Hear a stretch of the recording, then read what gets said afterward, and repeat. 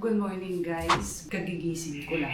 Uminom na ako ng 2 basong maligamgam na tubig. Nakapag-inhale exhale na rin ako. Ipapakita ko yung aking workout na ginagawa every morning. Kasi ang problema ko, yung tiyan. Hindi naman ako katabaan. Pero yung tiyan ko talaga, hindi mabilog, malaman. Kaya ang goal ko talaga, mag-flat siya. Ginagaya ko lang naman siya sa YouTube. 30 minutes lang belly exercise. Kita natin kung talagang mag-flat siya. 13 days ko na ngayon.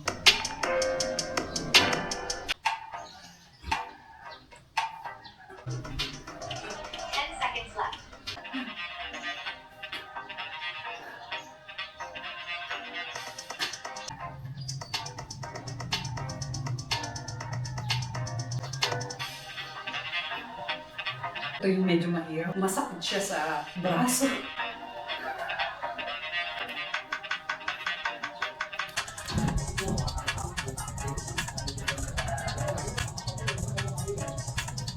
Next exercise. Hirapan talaga ako. Tataas yung braso.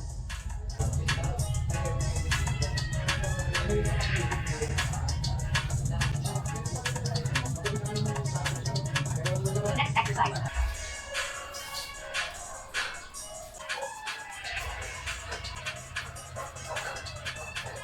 Next exercise.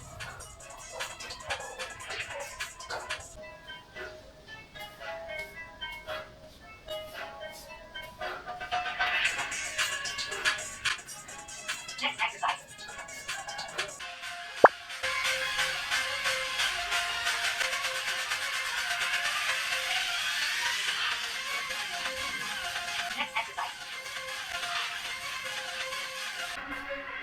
Next exercise.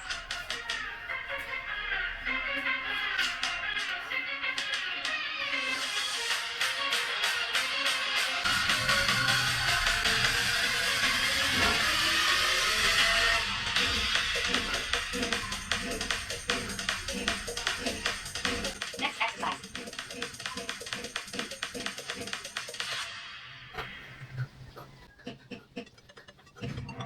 Next exercise.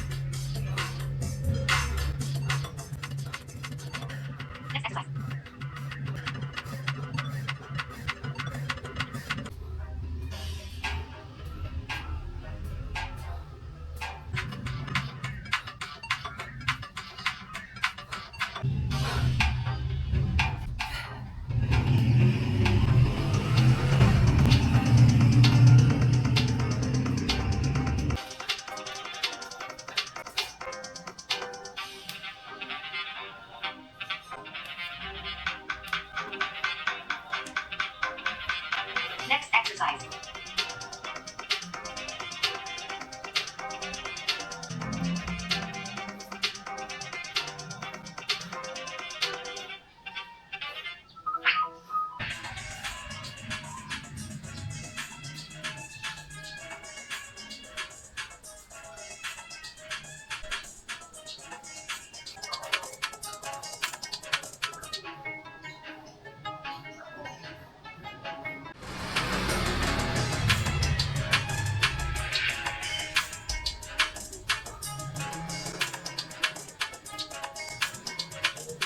Next exercise. Next exercise.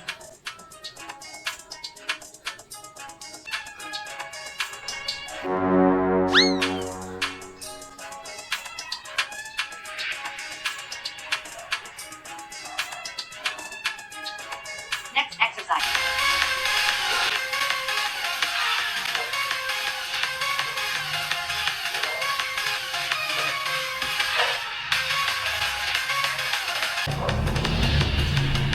Ten seconds left.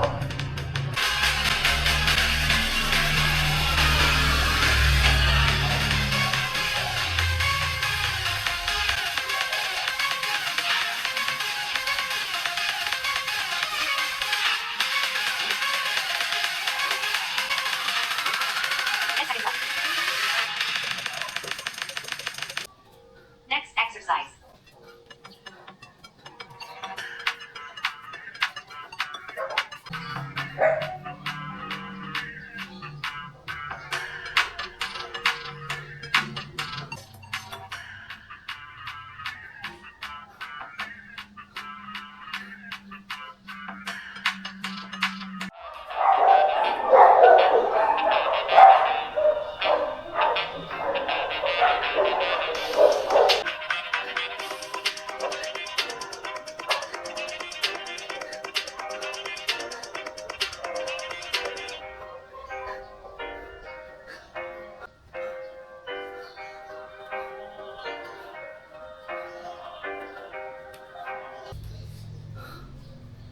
Next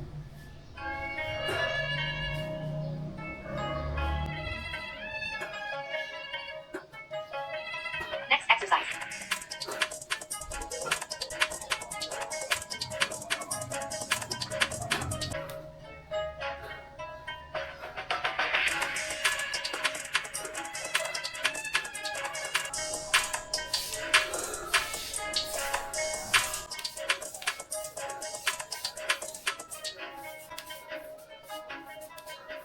Next exercise.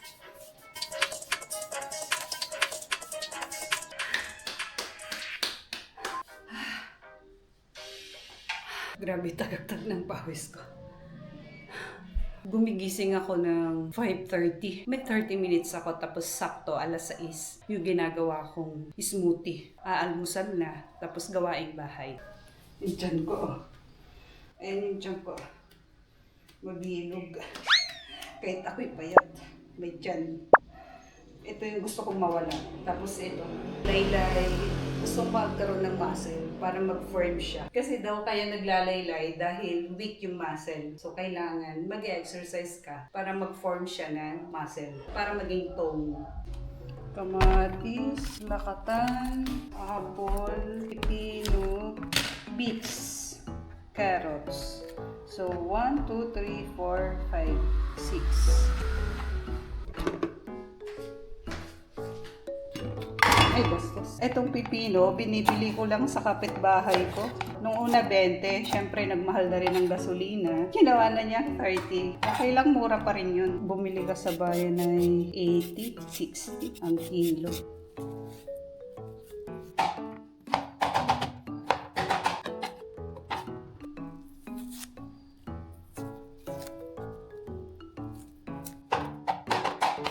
Kalahati lang. Ito, mura lang ng kamatis na kuha ko. 20 lang ang isang kilo. Mga ganito nakahinog. Pero hindi naman siya mabubulok. Araw-araw nagkakamatis kami. Tapos ginagamit pa sa panggisa. 3 kilo ang kinukuha ko. Pagdating ng mga ilang buwan, mahal na naman to dito. Sinasamantala ko habang mura pa yung kamatis. Mahal na ulit. Nako, tipid-tipid na naman sa paggamit ng kamatis.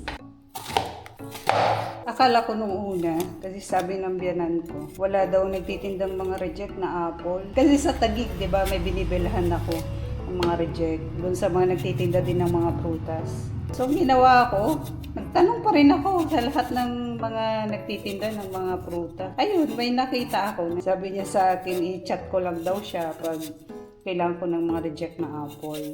Yung presyo niya, 133 ang binayaran ko dami-dami na nang binigay niya sa akin. Ito, yung ganito kaliit, tsaka malalaki. Pinagkunbay na niya. Hindi kinuha ko kasi dun sa isa na nagtitinda ng mga reject din ay may kamahalan ng bigay niya. Benefits din ng laging matanong. Kung hindi natin gagamitin yung ating sila sa pagtatanong, hindi natin malalaman.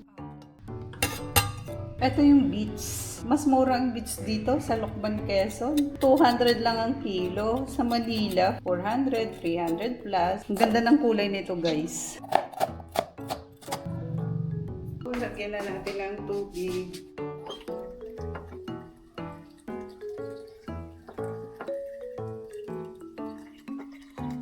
Ayan yung tubig niya. Kapantay lang ng prutas at kulay.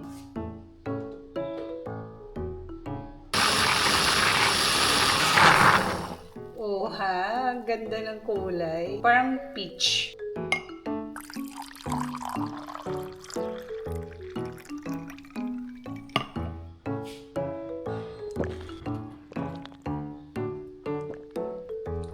Sarap. Kahit nilagang itlog lang ulam ko, okay na. Basta meron ako na ito. Lagyan natin yung biyanan ko. Isang baso sa kanya. Yung ganito kadami, halos di na daw niya maubo. Sabi ko, unti-untiin mo na lang, nanay. Ako talagang tinutungga ako.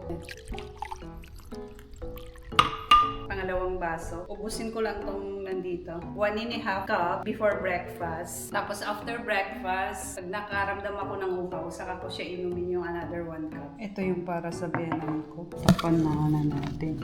Mukhang naglalaba si mother. May tira pa ako na beets para bukas na banto po. Saka na lang ako mamili. Tirang carrots, tapos kalahating pipino.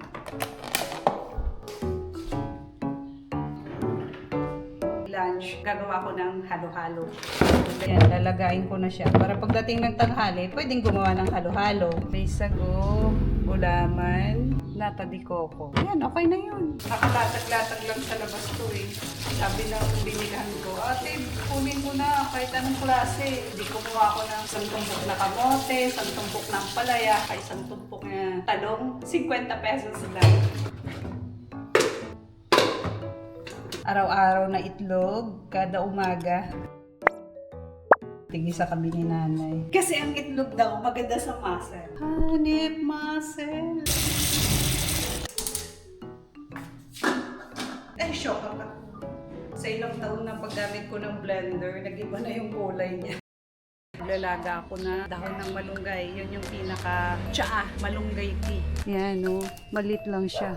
Dito yung basurahan namin. Nakasabit lang. Ayan siya. Yan.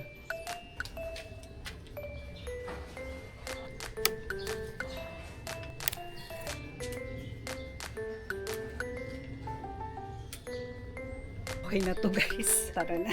Laga na natin. Nagiging mapak na pag marami. Kailangan konti lang lagay natin. Ayan lang siya guys oh. Tapos lalagyan ng 2 basong tubig. 1, 2. Tig-isang baso kami ng biyanan ko. Ito. Lagay sa ref.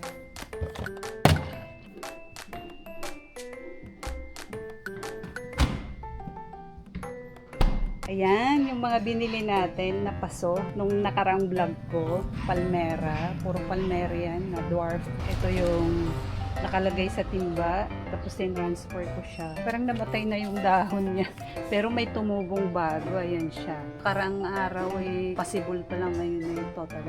Tapos, ito yung rose, inanay, tinransfer ko din. Tapos, ayan o.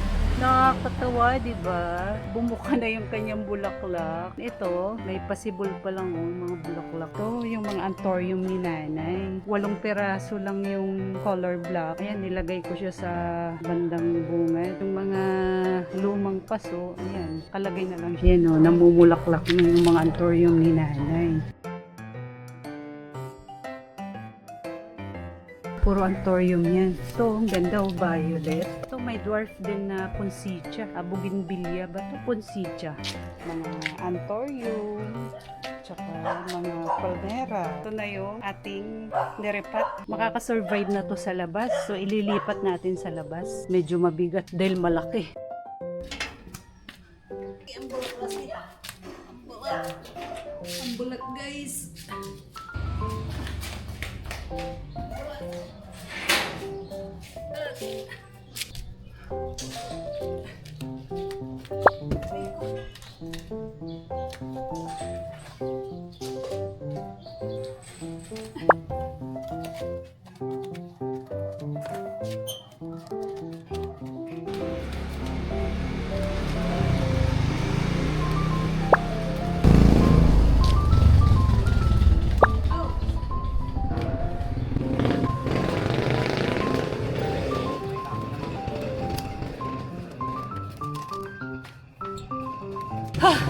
pula. Parang workout dito. Kaya ko to.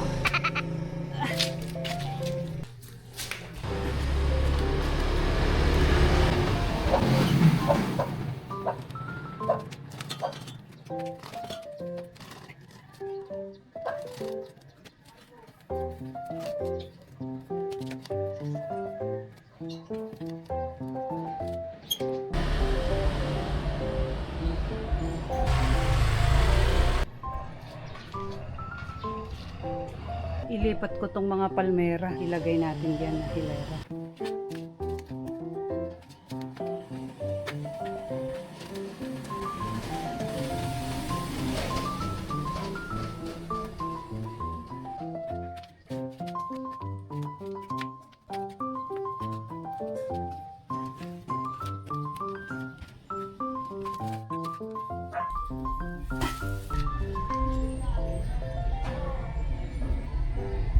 Okay. Parang nag-workout ako. Kumulo na ata itong malunggay. Kumulo na. Patay na natin. Tapos yung kamote, tanggalin natin yung dalawang itlog. For nanay and for me. Sinasabay namin sa almusal ko, guys. Mag-almusal na ako ng kanin dahil mahigit 30 minutes na yung last na inom natin ng smoothie. Yung kamote na gagawin kong halo-halo mamayang hapon. Kain na tayo, guys. Almusal. Tirang pakbet ng nakarang araw. Tirang isda kagabi. Tapos itlog, kanin.